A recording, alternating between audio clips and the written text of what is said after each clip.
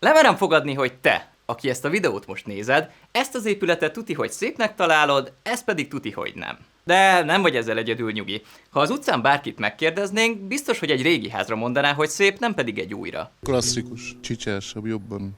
Az olyan nagyon semmilyen mondó. Én ezt a klasszikusat. Szerintem ez a régiesebb. Ha egy turista Budapestre látogat, biztos, hogy a várat, a parlamentet és a hősök terét fotózza szét, nem pedig Kőbányát. De ez ugyanígy van az összes többi várossal is. Viszont ha ez így van, akkor miért nem építünk ma is olyan épületeket, mint régen, ami tetszik az embereknek? De emellett kérdezhetnétek inkább azt is, hogy miért csinálok erről videót? Ahelyett, hogy azt nézném, amit valaki Lajosnak nagy címlettel akar fizetni. 10 eurót adtál? Fizet! Az 3,8 a jegy.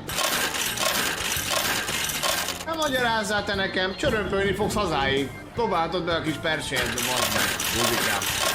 Nos, úgy érzem, hogy ez a téma nincs igazán tisztázva vagy átbeszélve, ráadásul alig van erről bármilyen közérthető anyag az interneten. Az egyetlen, amit magyarul találtam, az ez az Axioma magyarázó videó volt, amiből a bejátszások is belettek vágva, viszont ebben olyanok hangzanak el, hogy Mivel egyes modern építészek úgy gondolják, hogy a világ ronda, ez látható az épületeiken is. szóval úgy érzem, van mit tisztába tenni ezzel a témával kapcsolatban. Can we get serious now?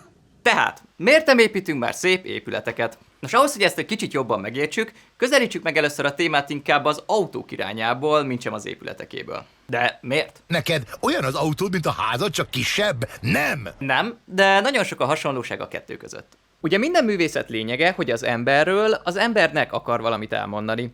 Azonban talán nincs még egy olyan, ami annyira jól össze tudná foglalni mindazt, amit egyszerre az életmódunkról és a szépségről gondolunk, mint a két legalapvető funkcióhoz tartozó iparművészet. Az autó minden generációjával pontos képet ad arról, amit a technológiáról, teljesítményről, kényelemről, hatékonyságról, biztonságról, eleganciáról, gazdaságosságról, szoftveres fejlettségről, tehát egy szóval az adott kor emberéről tudunk. És ha ebben a versenyben az élen a kocsik állnak, akkor a második helyen szinte biztos, hogy a házak, hisz a felsoroltakon túl, kicsit nagyobb léptékben az adott társadalmat, kultúrát, szépségről alkotott képet, vagy akárcsak a hétköznapokat az építészet foglalja legjobban magába. Persze az autóiparhoz képest sokkal lassabban változik, de a különböző formanyelvek az építészetben is tetten érhetők, csak hosszabb távon. Ezeket hívjuk korstílusoknak. Fun fact, az euróbankjegyeken emberek helyett a különböző építészeti stílusok jelennek meg, mert ez az, ami közös Európában. Viszont valamiért ezek közül mindegyik tökéletesen elfogadott, szeretett és szépnek tartott, kivéve mindazt, ami a 20. században jött létre. Ezzel párhuzamosan egyébként mindig lesz egy olyan építész ismerősöd, aki viszont bármely modern épületre rá fogja mondani, hogy Nem is rossz. Nem is rossz. de vajon miért van ez? Miben más a modern és társai, és miért nem tudnak ugyanolyanok lenni, mint a többi stílus? Nos, azért, mert a modern alapelve, hogy tagad mindent, amitől a régi épületek szépek. Jó, ennek ássunk kicsit a mélyére. A 20. századra a társadalmunk, a népességszám, a technológiai fejlettség, a minket körülvevő tárgyak és eszközök jelentősen megváltoztak, mely a mindennapjainkat is teljesen átalakította. Akárcsak a kultúránkat. Az építészet mellett sorra húztak el az egyes művészetek. What the fuck was that? Az épületek nem reflektáltak sem az új lehetőségekre, sem a megváltozott életmódunkra, és egyre kevésbé tudták kielégíteni annak korszerű szükségleteit. Mindezek orvoslására egy új ideológia született, ami az első világháború után jelent meg, ez lett a modernizmus. A modern iparművészetben a forma követi a funkciót, vagyis egy használati eszköz kinézete többé nem öncélú, hanem szervesen összefonódik annak használati módjával, abból következik, és a szépségét mindez együttesen adja. Például ennek a citromfacsarónak az alakja a citrom méretéből, a gravitáció irányából, a citromlé fizikai tulajdonságából, valamint abból ered, hogy 3 pont határoz meg egy síkot. A modern épület is így működik, nincs rajta felesleg. Kinézete az emberi használatból, az új funkciókból, a fizika törvényeiből és az ahhoz kapcsolódó új tudásból következik, alkot velük egy egységet, és a formában a jelenhez és annak technológiájához való őszinteség kerül előtérbe. Ez a fejlődés egyébként másban is megfigyelhető. Baromi érdekes például, ahogy a számítógépes grafika fejlődésével ez a görgetős csúszka cucc alakult, aztán valamiért végül visszatért ugyanoda, ahol kezdte. Most már ilyen, nagyon csík. A ház belülről építkezik kifelé, a benne élő embert szolgálja, az ő életmódjához igazodik. Az új adottságok révén megjelennek a hatalmas üvegfelületek, a természetközeliség előtérbe kerül, fontossá válik a ház tájolása, valamint a későbbi variálhatóság is. Az alaprajz felszabadul a homlokzat alól, így a falak nem díszletek többé, hanem képesek megmutatni a mögöttük húzódó valódi funkciót, így alkotva szerves egységet a belsővel. A történelmi korokkal szemben lekerülnek a díszítések is, mivel egyrészt az épület koncepcióját többé nem ez adja, hanem önmagában kell erős állításnak lennie, másrészt pedig a különböző társadalmi ideológiák megjelenésével előtérbe kerül a minél gazdaságosabb kivitelezés is, melyet nagyban elősegít az előregyártás. A less is more, vagyis a kevesebb több mondás is eredetileg a modern építészet szülötte, de vannak még itt hasonlóan menő szlogenek is, mint például a fölöslegesség fölösleges, vagy az anyag és szerkezet igazsága. Mindezek által a 20. század eszméje és fejlettsége végre lehetőséget teremtett arra, hogy a tervezők kezét többé ne kössék meg a történelmi hagyományok. Azonban ez az emberek ízlését cseppet sem nyerte el. Unalmasnak tartották ezt az új irányt, hiányolták a régi formákat és díszítéseket, valamint a történelem és az adott hely és annak kultúrája iránti tiszteletet. Így a 60-as években megszületett a modernre adott válasz, a posztmodern, melyben újra a homlokzaton van a hangsúly, amin gyakran megjelennek történelmi motívumok is, valamint fontos szempont a töredezettség és a modulációk használata, mindezt annak érdekében, hogy az épületek érdekesebbé váljanak, és ezáltal újra híd kovácsolódhasson az emberek és az épített környezet között. Szóval itt született ez a macska, ez a kosár, ez a kocsa, ami egy elefánt, egy rakat ilyen megmagyarázhatatlan színes izé, van itt ilyen távcső, épületek, amik töcskör, ez ilyen Hunger Games-es, de van ilyen Squid Game-es is. Kígyóznak. Ez úgy néz ki, mint ami egyszerre kapta meg a két AstraZenecát, és van olyan is, amiről a volt kémia munkafizetem egyik kérdése jut eszembe, miszerint mi a fasz ez? Nem olyan bonyolult dolog ez.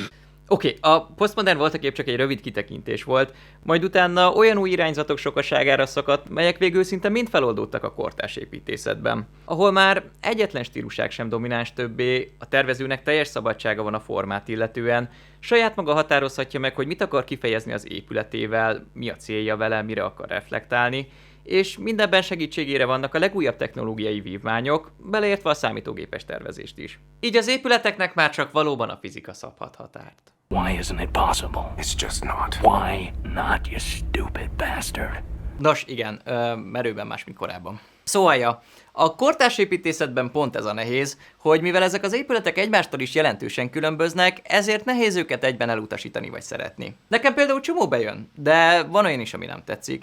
És valamivel úgy vagyok, mint amikor Kaleta Gábor eltölthet egy éjszakát egy hullaházban. Értem, hogy mi a jó benne, csak nagyon nem én vagyok a célközönség. Oké, ez klassz meg minden, de továbbra sem oldja meg azt a problémát, hogy egy régi épületet biztos, hogy mindenki szeret, biztos, hogy szép, még egy új, hát így talán, jobb esetben, de még hogyha valamelyik tetszik is, az sem úgy, hanem valahogy másképp tetszik. Na és pont ez a lényeg, hogy másképp tetszik. Azt állítani, hogy egy modern dologban nincs szépség, az olyan, mintha azt állítanám, hogy ez az autó nem lehet gyönyörű, mert csak az a gyönyörű autó, ami így néz ki. Nyilván mindkettő szép, de mégis máshogy. A maga korában az arról mesél nekünk, és a szépségét abban kell értelmezni. Gondoljatok bele, hogy mennyire kidobna titeket a nem is olyan rég még reneszánszát élő 80-as évekbeli cyberpunk világból, ha oda bepöfögne egy Ford T-modell, a Titanic díszlépcsője, egy angol gentleman 1870-ből, meg a Kölni Dóm. Egyszerűen nem oda tartoznak. És különben is sokkal érdekesebb visszatekinteni, hogy hogyan változtak az egyes korok divatjai, stílusai, mik hatottak a formavilágára, milyen lehetőségei voltak az akkoriaknak, és egyáltalán mit tartottak szépnek az emberek. Mintsem kiragadni egyet a történelemből és ahhoz ragaszkodni. És ez ugyanúgy igaz mára is. A Verdák 3-ban a 2006-os első részre már úgy tekintenek vissza, mint a múltra. 100 év múlva pedig a mai autók, használati tárgyak, logók, divat, feliratok, szlengek, vagy bármi egyéb dolog lesz az, amire nosztalgiával gondolunk majd, és ami, mint régi, a jelenkor világához fog tartozni. Az igazán nagy művelet pedig az, amikor valami egy régi formát vagy értéket képes új köntösben tálalni. Nagyon okosan használ meglévő dolgokat új koncepcióban. Az építészetben is van ilyen, csak iszonyat ritka. A mai kor embere mai életmódot él, mai ruhákat hord, mai zenéket hallgat, kortárs művészetet fogyaszt, ezen kívül mai bútort vesz magának, elektromos autóval jár, okos eszközöket használ, amik mind-mind a lehető legletisztultabban néznek ki. Na, de nem. Az épület, amiben lakik, az viszont kizárólag csak 19. századi kinézetű lehet, sarokrizalittal, dór oszlopfővel, timpanonnal, frizzel, meg egy rakatéptörtös dologgal. Szóval ahelyett, hogy azt kérdeznénk, hogy miért nem építünk már szép épületeket, valójában sokkal érdekesebb kérdés az, hogy miért az építészet az egyetlen egy olyan művészeti ág, aminek nem bocsátjuk meg, ha modern. És nos, jó kérdés. Őszintén nem tudom. És nincs is így nagyon exakt válasz rá. De hát az élet tele van megválaszolatlan kérdésekkel, mint például, hogy kitalálta a jó ötletnek, hogy Illés Fannit a tiszacipő öltöztesse. Azonban van pár szempont, ami talán magyarázattal szolgálhat. Na nézzük. Kezdjük ott, hogy a legtöbb beruházó a modernben nem az értéket, hanem csak az olcsó tömeggyártást és a benne rejlő profitot látta, vagy látja a mai napig. Ennek következtében tucatszámra tele vagyunk silány minőségű épülettel, ami rányomja a bélyegét a jó példákra is, mivel a legtöbb stílus egyben azonos velük. Így az érzékenységet, a kreativitást, a szeretetet és a modern alapvető felfogásában vett szépet nélkülöző alkotások során lesz a less is more-ból egyre inkább less is more. It's M to the B, it's M to the B, it's M to the B, it's M to the B, it's M to the B, bang.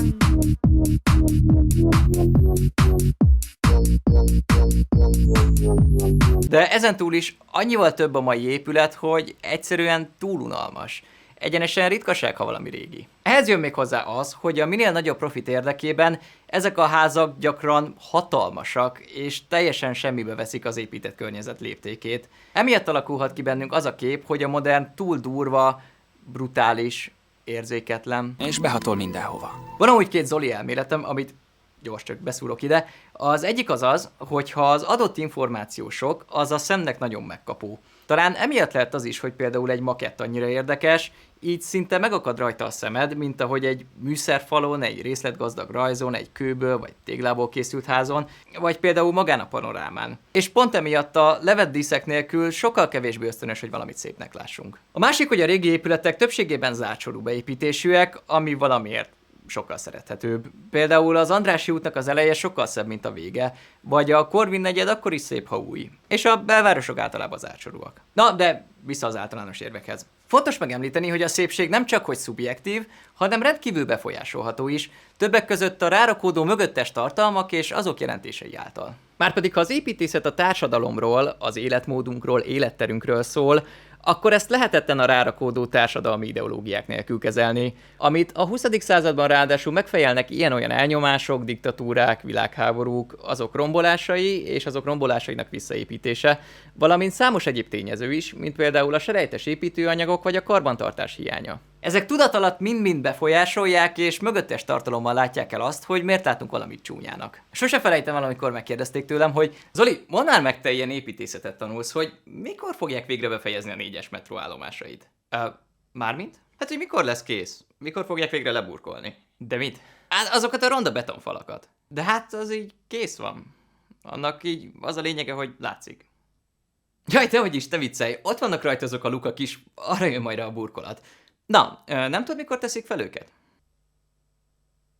Ez kétszer is megtörtént, két különböző emberrel, és sehogy nem tudtam megmagyarázni nekik, hogy ebben pont ez a lényeg, hogy ilyen csupasz, meg anyagszerű, meg látszóbeton, hogy ez benne a kortárs meg menő. Egyébként azok a lukak tök más miatt vannak ott, de ez lényegtelen. És mindezt azért, mert a szocializmus révén az ő fejükben a beton, meg a szürke, az kap egy ilyen képzett társítást az olcsó, hitvány, elhanyagolt, meg az ilyen életidegen dolgokkal kapcsolatban. Felsoroltakon túl van még két erős szempont.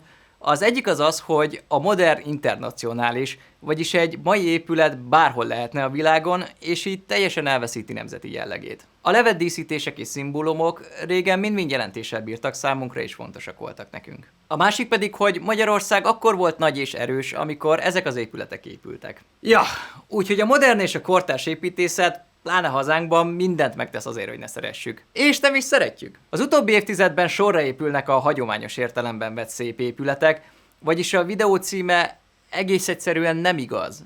Mi szép épületeket építünk. Látjátok, egy kérdésben is lehet hazudni. Pont emiatt Magyarországnál jobb példát egyszerűen nem is találhatnánk arra, hogy mi történik, hogyha a 21. században régi épületeket építünk, és hogy ez mennyi konfliktust von maga után. Ám ezzel már csak a következő részben fogunk foglalkozni.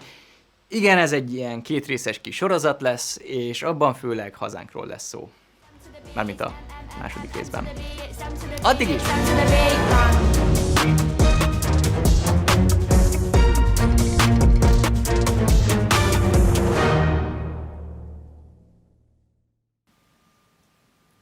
Nem egy praktikus. Hát nem. Konkrétan nézd meg. Tudod, az egészet azért választottam, mert hogy itt a forma követi a funkciót. Szerintem.